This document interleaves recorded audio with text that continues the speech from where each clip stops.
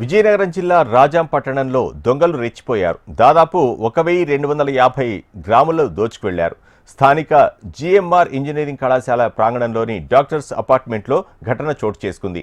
చిన్నపిల్లల వైద్యుడిగా విధులు నిర్వహిస్తున్న డాక్టర్ నగేష్ ఇంట్లో దుండగులు 1250 గ్రాముల బంగారం దోచుకువెళ్లారు. తాను విధులు నిర్వహించుకొని వచ్చేసరికి బంగారం చోరీకి గురైనట్లు గుర్తించి ఆయన పోలీసులకు సమాచారం అందించారు. పోలీసులు క్లూస్ టీంతో ఘటనా స్థలానికి చేరుకొని దర్యాప్తు చేపట్టారు. ఆదివారం రాత్రి ఈ రాజ్యంలో జిఎంఆర్ కేర్ హాస్పిటల్లో డాక్టర్గా పనిచేస్తున్న నగేష్ అనే డాక్టర్ గారి ఇంట్లో ఇక్కడ జిఎంఆర్ 80 క్వార్టర్స్లోనూ నేరం జరిగింది. అది ఆయన శనివారం రాత్రి ఇల్లు వదిలిపెట్టి లాక్ చేసి వెళ్ళాడు.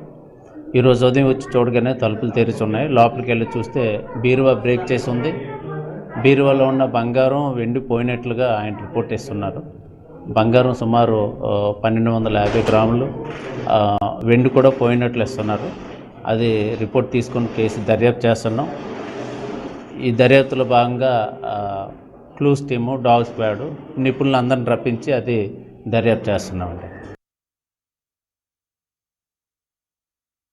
ఆదివారం రాత్రి